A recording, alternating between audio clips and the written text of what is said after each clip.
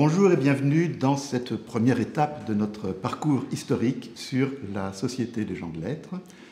Dans cette première salle, nous allons parler un petit peu des fondateurs. La Société des gens de lettres a pour mission de défendre les auteurs et le droit d'auteur. Le droit d'auteur est une invention alors récente, c'est un acquis de la Révolution 1791, mais il est particulièrement difficile à faire respecter au XIXe siècle où les journaux explosent et les journaux ont un peu tendance à pirater les œuvres des auteurs, pour le dire comme cela. Or, le roman feuilleton, qui a aussi une grande importance au XIXe siècle, permet aux auteurs pour la première fois de vivre de leurs droits d'auteur. Et si un feuilleton paru dans le journal national le lendemain est piraté dans des dizaines et des dizaines de journaux provinciaux, les auteurs ne peuvent plus gagner leur vie.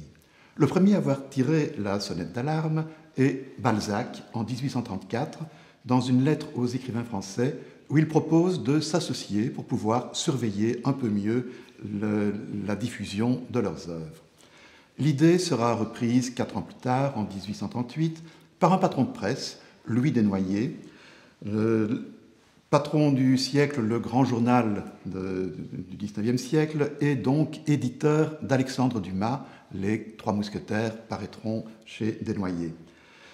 Balzac, malgré tout, reste notre fondateur de cœur, même s'il a adhéré à la Société des gens de lettres 6 mois après sa fondation. Nous l'évoquons ici par 2 documents qui nous tiennent un peu à cœur. Un moulage de sa main droite, un moulage qui a été pris sur son lit de mort en 1850.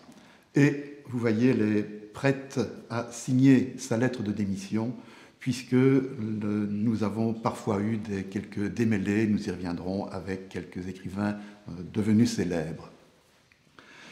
Balzac est donc présent, et de toute sa stature dans notre tapisserie.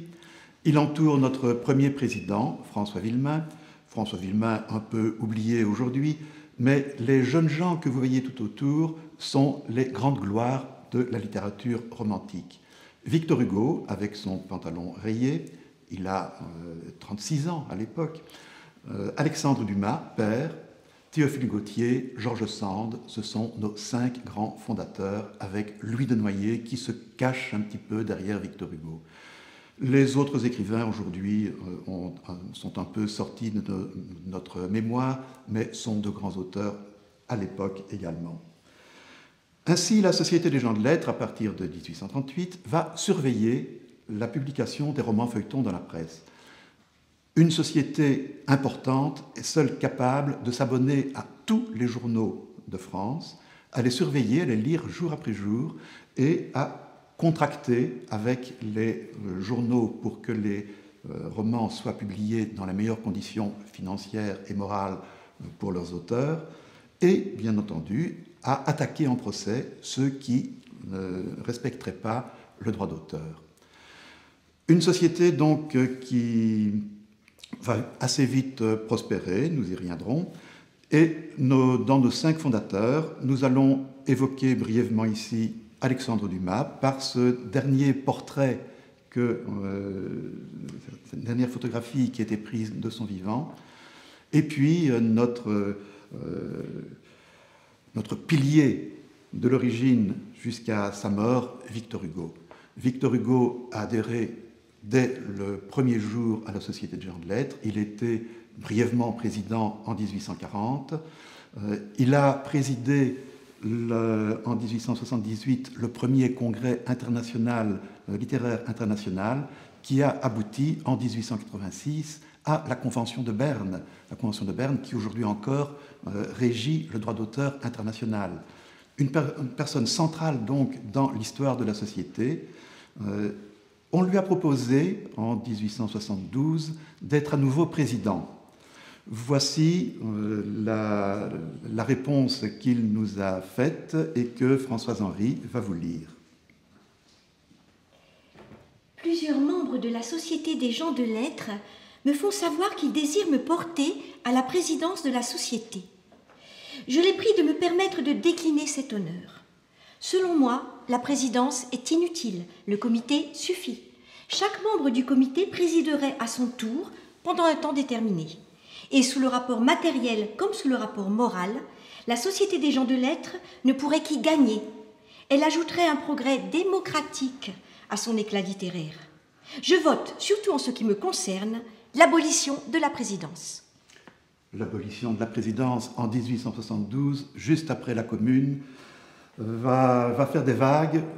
2 jours après qu'il nous envoyait cette lettre, se tient une assemblée générale qui demande effectivement l'abolition de la présidence.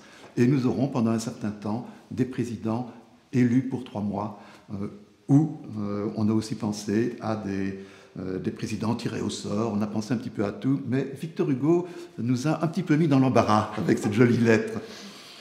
Nous avons aussi conçu ce petit parcours en mettant chaque fois à l'honneur une femme écrivain de la Société des gens de lettres, et bien entendu, dans cette salle consacrée aux fondateurs, nous devions mettre en valeur George Sand. George Sand a aussi laissé un souvenir un petit peu amer à la Société des gens de lettres. Elle a carrément mis la Société des gens de lettres en procès et elle a gagné. Mais ça reste malgré tout une de nos figures tutélaires.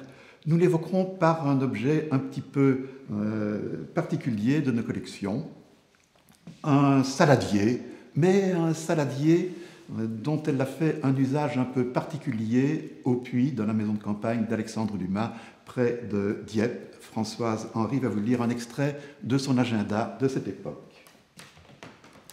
Dimanche 26, chez Alex, au puits. Un pays adorable, un temps superbe, des hôtes charmants, la maîtresse de maison très aimable. Mais pas assez maîtresse de maison, un service impossible, des habitudes de malpropreté insignes. Un verre et un saladier pour se laver, et de l'eau quand on va la chercher soi-même, des fenêtres qui ne ferment pas, un froid de loup dans le lit. Excellent dîner à la maison, mais à 8 heures. La dame est malade, Alexandre va se coucher, on ne sait que devenir avec une bougie pour lire. Dans la nuit, un orage, torrent de pluie et froid. Je tousse à me décrocher le gosier.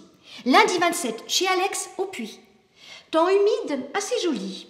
On dîne très bien. Après, chacun s'esquive. Cette vie qui finit à 8 heures, le ventre plein, ne me va pas du tout. Et quelle histoire pour faire sa toilette et le reste. Dieu qu'on est mal ici. Mais c'est bien joli tout de même. La pluie et le froid recommencent. La mer s'efface. Il n'y en a plus.